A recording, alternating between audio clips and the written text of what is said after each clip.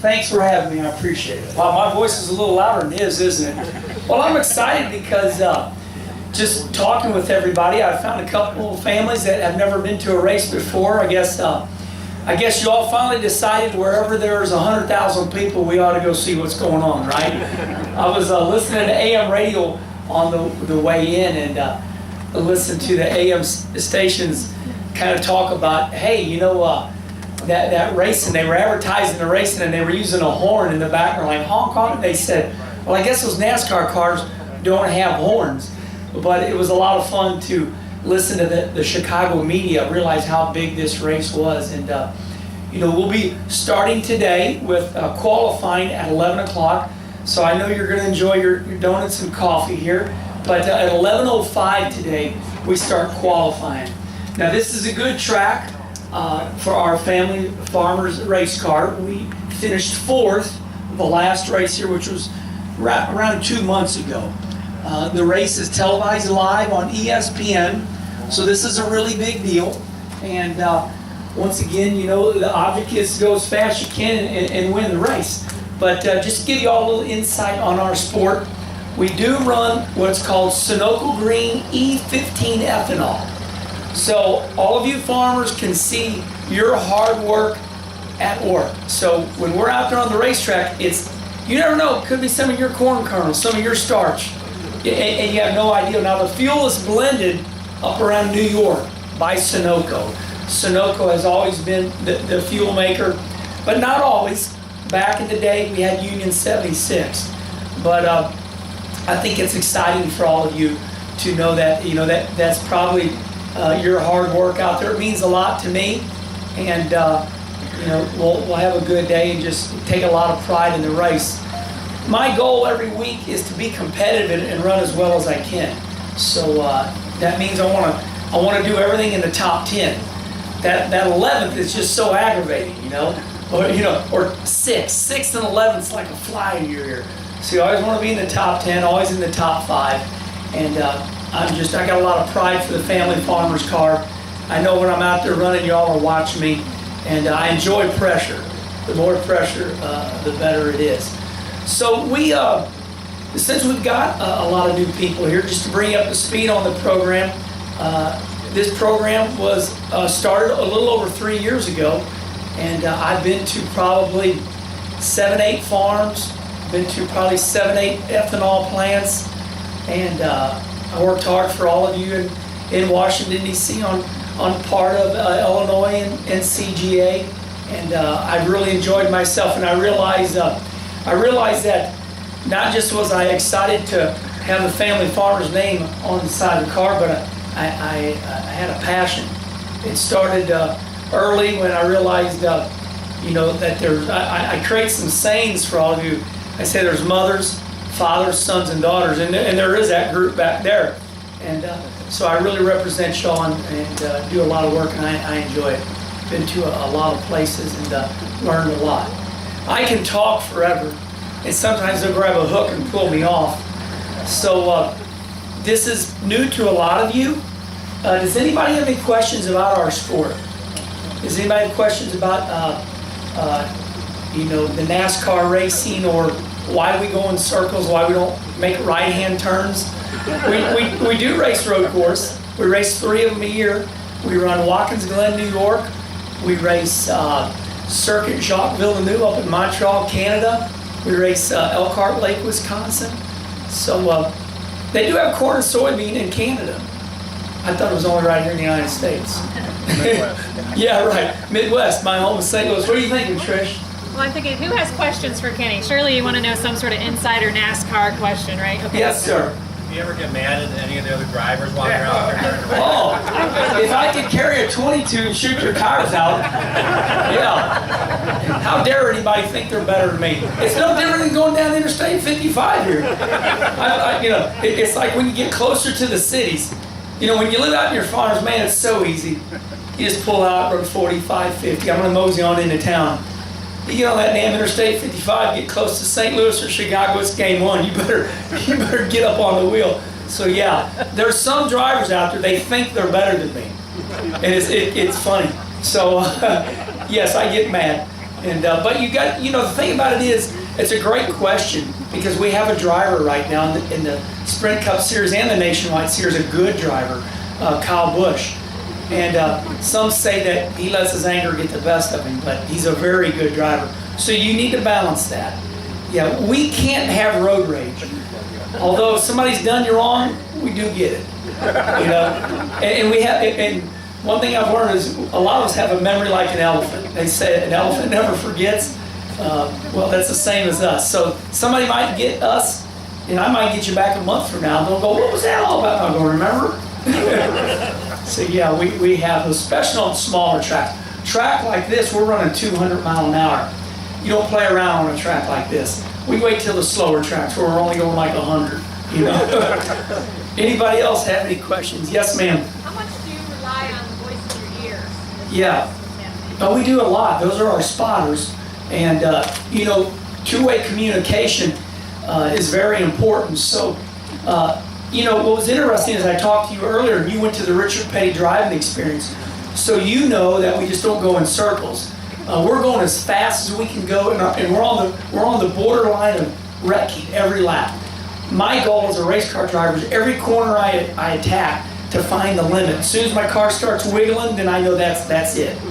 And we usually wiggle just about every corner, every lap. And with that is I've got to key my button. I've got to tell my crew chief, hey, my car is pushing, it's loose, it's doing this, it's doing that.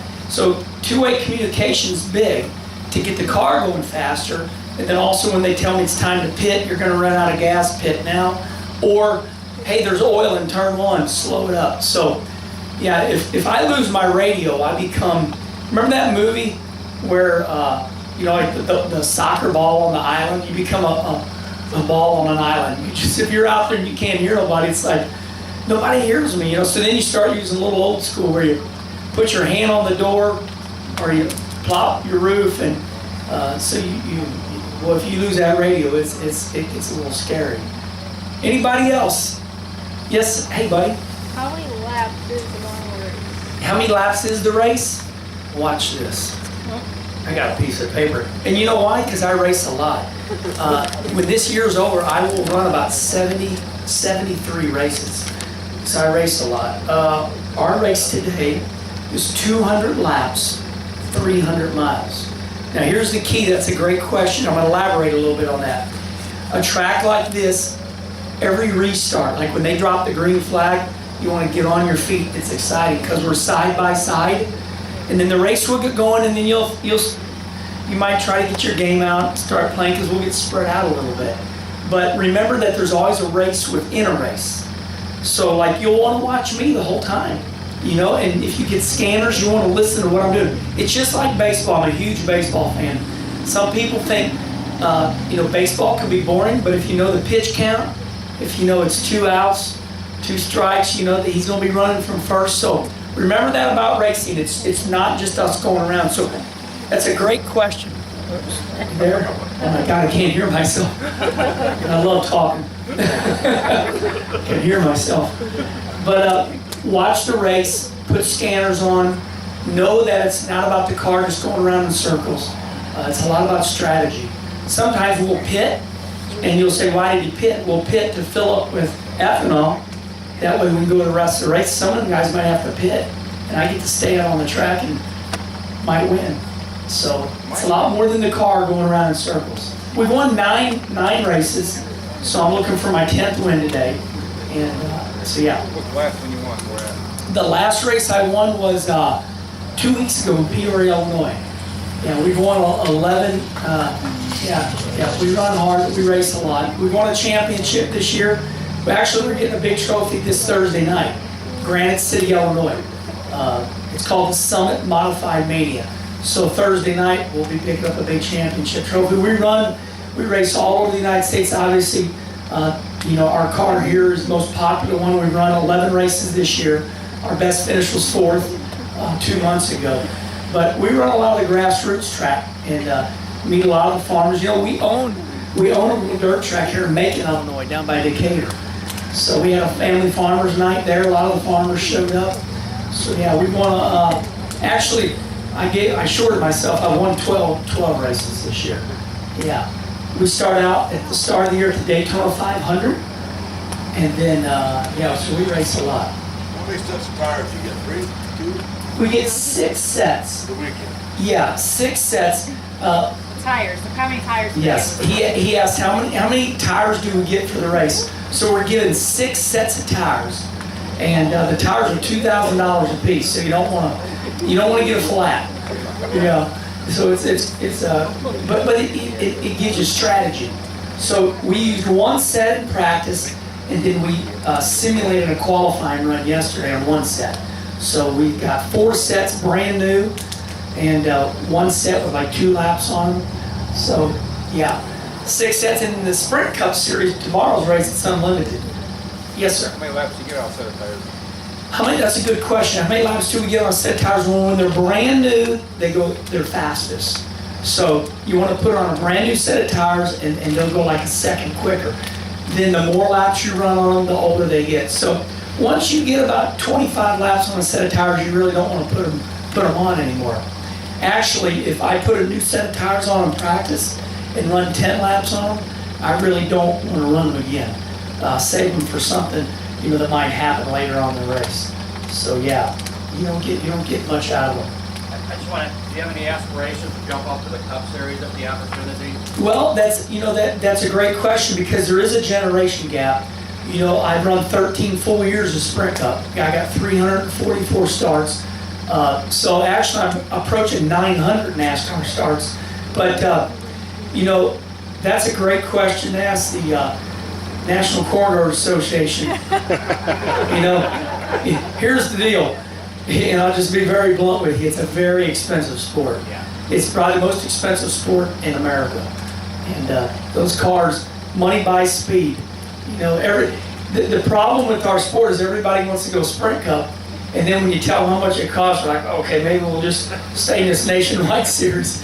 So yes, no, I do love Sprint Cup, always want to run it, but I'm still driving really good.